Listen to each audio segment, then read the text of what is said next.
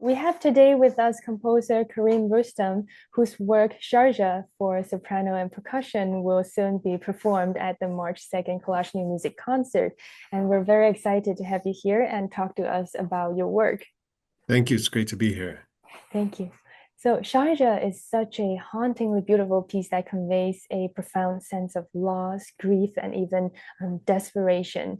And the text itself, sung by the soprano, is a mixture of Arabic and Ibero Romance language. That's very fascinating. Could you tell us something about the background of the text? Where is it from, and what is it about? Yeah. So the Arabic word Xarja Oh, means the I think it's pronounced a little differently in Spanish. Uh, excuse me. It's the last few lines of an ancient type of poetry called muwashah, and the muwashah genre of poetry originated in Andalusian Spain, right? So when the North African Moors invaded Spain and eventually were there for 800 years. They built beautiful buildings. Of course, they fought each other and did many silly things, but they also gave us amazing poetry and incredible history. And over time, people started to mix languages within these poems. And somebody discovered, excuse me, in the 1940s that these last lines of these long muwashahat could be a mixture of a language called Mos-Arabic, which was this kind of Ibero-Romance mixed with Arabic, or can sometimes could be Hebrew or other local dialects and languages. And they're often kind of in a voice of a grief-stricken somebody who's in an impossible love situation and is pleading for their mother or a friend to kind of help him or her out of that situation. this piece seems to paint many scenes or portray many mental states for the audience through its shifting colors and textures. And sometimes it's more rhythmic, and sometimes you don't really feel a sense of pulse. So, how did you approach translating this poem's narrative into these very colorful compositional choices? Well, thank you for saying all of that.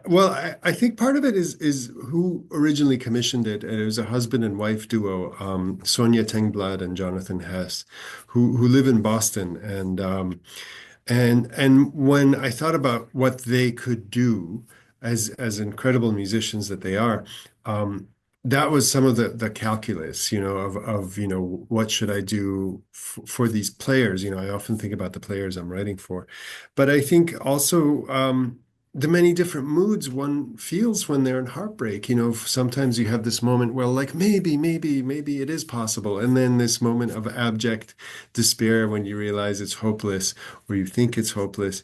And so I think trying to sort of convey all of these moods, the many different colors came out. Besides Harsha, some other works of yours also express the theme of loss and grief, such as Traces for Clarinet, Piano, and String Quartet, and also the collection of orchestral songs, The Clustered Vine. Why do these themes seem so important for your own musical output? I think, even though my mother is American, my father was Syrian. I was born and raised in Damascus, and really the experience of moving to the U.S. Um, I think is like any immigrant who comes here. You leave something behind, So there's that sense of loss that always stays with you, although there are many wonderful things that one gains in their new place.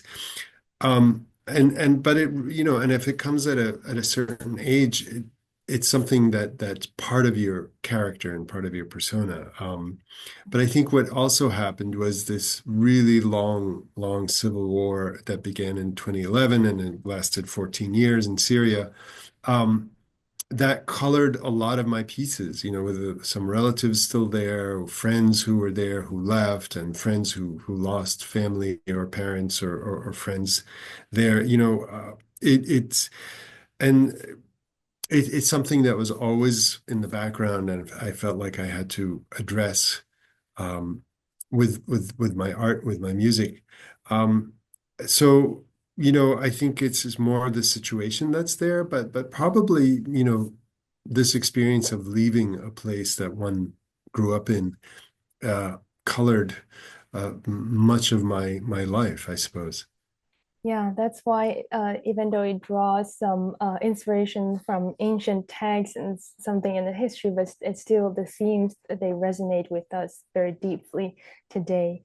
And to end this interview today, I really like to share with our audience what you said about your work, Syrian folk songs for string quartet. I find particularly beautiful. So you wrote that if the borders of nations are ever changing, then perhaps culture is a more dependable way of taking stock of people. And the motivation for the project is in no way nationalistic, rather it's humanistic.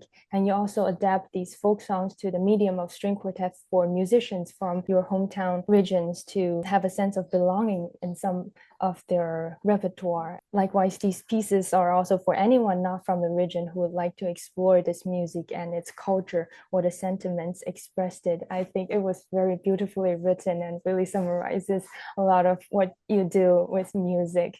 So Thank you. yeah, so thank you so much, and we really appreciate your time today, and we look forward to hearing your Xarja on the March 2nd concert at Goethe-Institut Boston. Thank you. Thank Thank you. Look forward to it.